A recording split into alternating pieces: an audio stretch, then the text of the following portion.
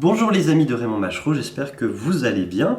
Moi ça va plutôt bien parce que suite à la vidéo que nous avions faite il y a quelques mois concernant la recherche des planches originales de Chat-Minuel-Compire, vous avez été nombreux à nous contacter et c'est génial parce que du coup ça nous a beaucoup aidé dans notre recherche. Grâce à vous, la campagne qui a été lancée depuis janvier a permis de localiser et de numériser plusieurs dizaines de planches. Voici par exemple quelques images de notre dernière session de numérisation à Paris. Et donc comme ça avait bien marché, je me suis dit que j'allais faire une nouvelle vidéo pour vous dire un peu où on en est, pour vous dire qu'est-ce qui nous manque encore au stade actuel. Alors j'en profite pour faire évacuer tout de suite la question de l'hibiscus écarlate. Plus vous avez été nombreux à nous interpeller, nous dire que ce dossier existait. Rassurez-vous, l'hibiscus écarlate a été localisé, numérisé, et il sera bien présent dans le projet. On n'a pas retrouvé de planches supplémentaires dans l'hibiscus écarlate, on a retrouvé quelques dessins qui étaient de la même période. On ne va pas passer à côté de ce dossier, et on ne passe pas non plus à côté des annonces de Franquin, Robat, Remacle, Lambil et compagnie, qui ont tous célébré l'arrivée de Machereau par des petits dessins d'animation. Je vous rassure, tout ça est bien connu de nos équipes, donc on ne va pas passer à côté.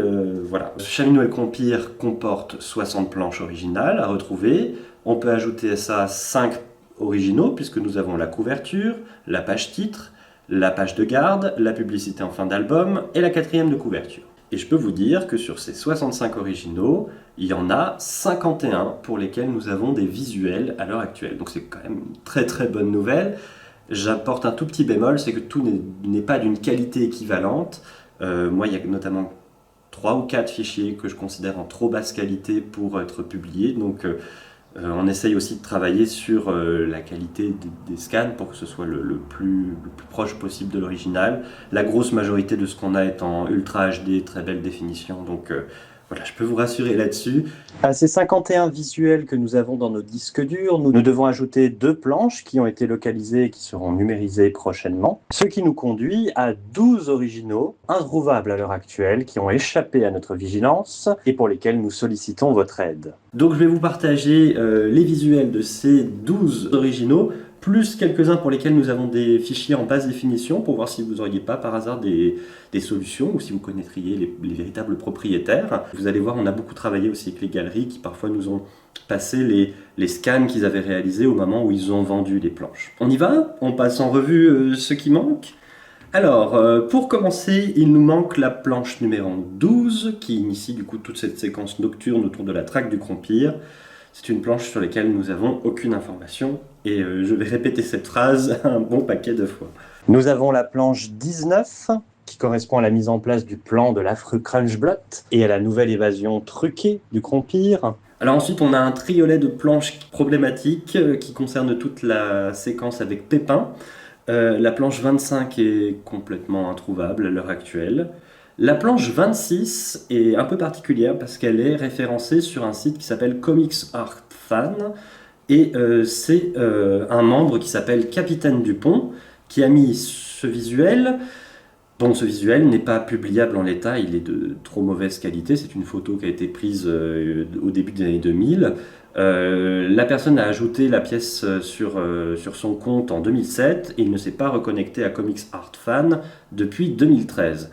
Donc, on essaye de contacter bien sûr cette personne depuis plusieurs mois, mais impossible de joindre le capitaine Dupont. Donc si jamais certains d'entre vous voient qui est cette personne, n'hésitez pas à nous aider à contacter Capitaine Dupont parce que pour le coup cette planche elle est superbe et on aimerait bien la voir dans l'album. C'est d'autant plus rageant qu'elle est sur un site aux yeux de tous, donc voilà. Et la 27 est également introuvable à l'heure actuelle. On a juste une piste, c'est qu'elle a été vendue chez Art Curial le 29 mars 2008. On a contacté bien entendu Art Curial, mais à l'époque les scans n'étaient pas ce qu'ils sont aujourd'hui. Donc on a un visuel de cette planche, mais c'est littéralement un visuel des films noir et blanc. Enfin, voilà, c'est un peu décevant, il y a vraiment moyen de faire mieux si on retrouverait l'original. La planche numéro 30 manque également à l'appel. Elle a été vendue le 7 décembre 1996 à Neuilly-Saint-James. L'expert BD de l'époque était Roland Buret, donc nous l'avons contacté pour savoir un peu si on pouvait retrouver trace de cette planche. Malheureusement, Roland Buret n'a pas des archives concernant cette vente, donc on n'a ni visuel, ni piste concernant la personne qui l'aurait acheté. Il y a donc 30 ans, voilà, donc... Ensuite, il nous manque la planche 33 qui correspond à l'enlèvement de Chaminou et la poursuite en voiture. Il nous manque également la planche 35 qui poursuit cette séquence avec la séquence de l'ascenseur, la fameuse case qui s'agrandit en même temps que le mécanisme se poursuit. Il nous manque également la planche 38 qui est l'interrogatoire de Chaminou. On n'a aucune trace non plus de la 40 qui correspond au moment où Chaminou tente de s'évader de Crunchblot et se précipite dans le bassin du requin. Aucune trace non plus de la planche 46 qui poursuit cette séquence dans les souterrains. Rien non plus pour la planche 53 qui est une des planches de l'évasion finale dans la prison de Durmur. On cherche également la planche 55 qui est celle où Crunchblot décide de prendre sa belle voiture. Celle-ci, on a une toute petite information, on sait qu'elle a été vendue chez Tajan le 5 juin 1999, donc là aussi une planche qui a été vendue il y a presque 30 ans, donc non localisée depuis. Et enfin, il nous manque la 4e de couverture, donc ce dessin. Et ce qu'on peut dire, c'est qu'il y a eu une grosse vente Chaminou dans les années 90, au début des années 90. Et au moment où une grosse partie de l'album a été vendue, ce dessin qui représente Zonzon ne figurait déjà plus parmi les planches disponibles. Donc, il y a fort à parier que ce dessin a été récupéré par un amateur lors d'un de ses passages chez Machereau dans les années 60, 70 ou 80. Mais il n'y a pas que ça, puisque bien entendu on cherche également les inédits de Chaminou et le Crompir, et là aussi vous avez répondu présent, parce que vous m'avez envoyé quelques merveilles que je ne connaissais pas, donc ça m'a fait plaisir. Si vous avez d'autres inédits, n'hésitez pas à foncer, c'est l'occasion de les répertorier, de les publier, et ça va être génial de voir tout le processus de création autour de cette histoire. J'en profite pour faire un petit appel par rapport aux inédits. Il y en a un qui a été publié dans la monographie, celui-ci, Chaminou qui arrive dans un restaurant, et bon... La qualité n'est pas terrible parce que du coup, pour le moment, nous n'avons pas localisé l'original. Si on pouvait retrouver cet original aussi, ce serait vachement bien.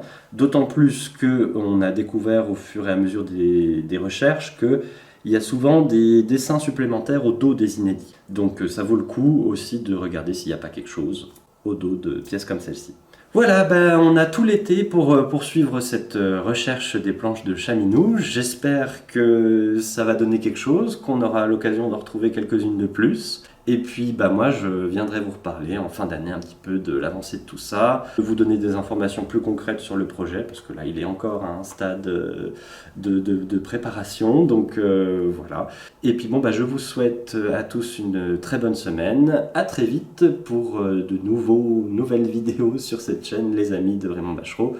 Et merci encore une fois à tous ceux qui nous ont aidés à récupérer des planches, c'est vraiment très très précieux. C'est vraiment très très gentil d'avoir joué le jeu et ça nous donne beaucoup d'élan dans cette recherche.